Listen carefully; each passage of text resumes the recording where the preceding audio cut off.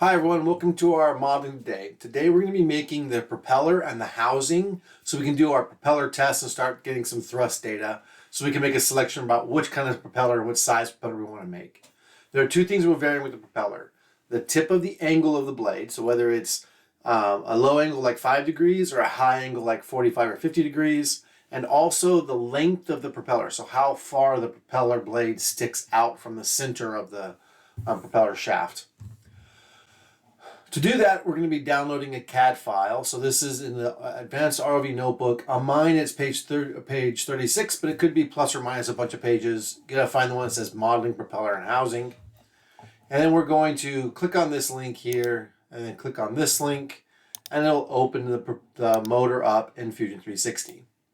Now we're going to click on the Open in Fusion 360 button. And that should launch Fusion 360. If a Windows pops up saying it can't find Fusion 360, just be patient. Let it do its thing. That window will typically be ignored and Fusion will open. So once we get it downloaded, it's popped into Fusion like this. The first thing we want to do is we want to save this. So I'm going to go here, File, Save As. And I'm going to save it in my ROV project or location. And I'm going to call this Propeller and Housing. I'm going to call mine Video Version just because I need to know which one I use for making the actual video with. And then I'm going to hit Save. Awesome. Now I've got my motor. I'm going to use this motor to model the propeller to make life a lot easier. So this is the front of the motor here, the one with the long sleeve. This whole front casing spins in circles. And then this bottom part down here, this is the part that is stationary. And it is screwed down to the base. And you can see here, down here, there's 4 screws for mounting it. And then this little cavity here is where the wires come out. Awesome. So that's our motor. Let's get started. Before we start modeling though, we want to add 2 parameters. And these are numbers that we're going to use that we can change over time. To do this, we're going to go Modify and we're going to go Change Parameters. And we're going to add 2 user parameters. The first one is going to be called Length underscore blade.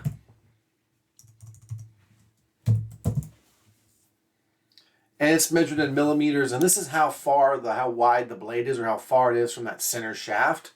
So we're going to start off, let's start with a 20 millimeter blade. And we're going to say OK. You're going to start with whatever blade length you chose. So that could be, anywhere from 5 up to 30. So make sure you're using the correct number here, although you can change it later, no big deal. Next what we're going to do is we're going to do the same thing for angle underscore blade. And this one we're going to change from millimeters. We're going to look down here and find under angle. There's 3 different ways you can measure angle. There's radian, degrees, and gradients. We're going to use degrees. And let's just do, you're going to choose one of the angles that you're going to be testing. So make sure you check the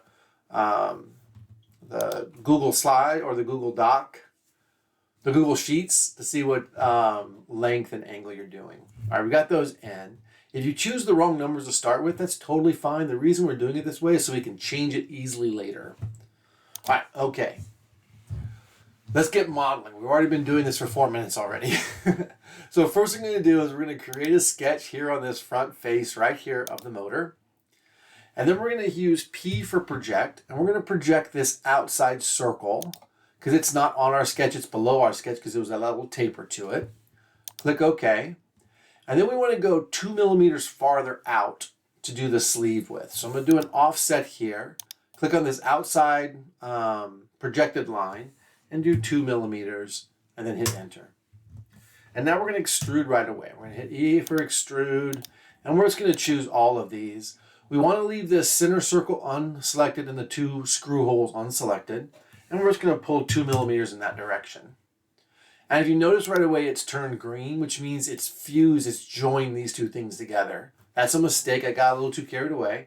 I'm going to right click on my extrusion I just did, do edit feature, and here I can change the join to new body and click OK. Now if I open let me close my data panel, I don't need that. If I open my bodies folder, I've got two bodies now. This body, yep, that's the motor. So I'm going to double click on it and change it to motor, enter. And my body two, this is going to be the propeller. So I'm going to call this the propeller. And that's my propeller. Okay, so if now I want to hide the motor, I'm going to leave the motor on. It might be easy. I'm going to flip it over. I'm going to create a sketch on this propeller's base right here. And then I'm going to just extrude right up. Well, no, I'm going to do an offset. I want to offset from this outside circle 2 millimeters in from there. So out is positive, so I'm going to go -2 to make it go in. And then I'm going to say, okay. And then I'm going to extrude this little gap here. I'm going to tip so I can see what I'm seeing, or see what I'm doing. And I'm going to extrude right up to the very edge. I don't want to go over that crack. I'm going to be a little bit shy of it, like right about there. So 28 millimeters, it looks like it does it great. And now what I want to do is, I do want to join it to this gray base here, but not to the motor itself. To do that, I'm just going to hide the motor real quick. And now you can see how it turns to gray because it says join. So now it's joining to this as one piece. Click OK. And now I've got a propeller and a motor still. Turn the motor back on. And we can see it all just great. Awesome. So that takes care of building the connection to the motor itself. Next thing we're going to do is start building the blades. So to do that, we're going to draw the shape of the blade onto this side of the propeller. And then we're going to do what's called emboss it onto there. So to do that, though, I can't create a sketch on a curved surface. Like you can see, I'm not able to select anything here because it's a curved surface and we can't sketch a curve. So we need something flat to write it on. To do that, we use construction planes to create a flat surface so we can put a sketch on. The plane we need right now is tangent plane. And what tangent plane means is it barely touches a curve. So here on this one, we're going to click on our outside circle of our propeller shaft. And that's going to create a plane right here. Now, if we wanted to, we could grab this and rotate it and create this anywhere around. You can see if I turn to the front view, you can see what it's doing anywhere around the outside edge. And that's what the tangent means. It means touching the outside edge like that, nice and smooth. We're going to leave it at 0 degrees right at the top. Now we're going to click OK. Now that's not a sketch, but it's a place that we can put a sketch, which is kind of weird to think of it like that. So I'm going to put the sketch on this plane right here. And now I'm on it. So first I'm going to do is create a sketch of the profile of the propeller. So I'm going to start with a rectangle, and I'm going to use a center point rectangle. I'm going to start at the middle here and drag out in both directions, and we'll do 14 millimeters. I think that looks good. And then tab 2 millimeters, enter. Awesome. Next thing I'm going to do is I'm going to create a center line, a construction line that goes through the center and out over past the shaft here like this. Escape. All right, next thing I want to do is I want to create on that so that's supposed to be the propeller. It's going to get sharper and pointier towards the ends. So what I'm going to do is create a curve for that. So I'm going to grab my fit point spline tool, and I'm going to click on this top corner here, and then turn my construction line off. I want to realign, and then come down here somewhere, and then double click that to lock it in place. Now, if you notice right now, it's not very curvy. So I'm going to do some things first. So this tangent tool means that a curve and a line are smooth. Here, it's a kind of like a sharp transition. It's not a smooth transition. So I'm going to say I want this line and this curve to be a smooth transition. So now it comes off perfectly flat and then curves down this way. I think that looks pretty good so far.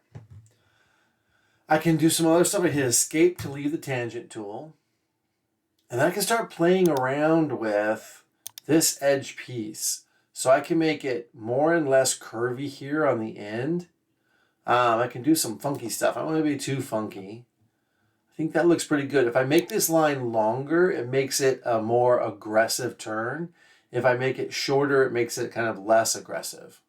You can see you can do all kinds of weird, strange shapes. So I'm going to keep it fairly short and something like that. All right, escape. Actually, let's make it the exact same thing. So let's do dimensioning, and we're going to dimension this line and the dash line through the middle. And let's put the angle on this side. And then let's use 145. Yeah, looks good. All right, now I have it. I just want to repeat that. I want another line below here and then another line, then that same thing on this side. Oh, wait, before we do that, let's dimension and dimension from here to here. And let's call that just 5 millimeters. Let's do 4 millimeters. Yeah, perfect. And then, all right. And now what we're going to do is we're going to create, well, let's stop there for now. We'll pick up the rest in the next video. So we'll finish up the propeller blade then. Great job so far. Hang in there. You're almost there.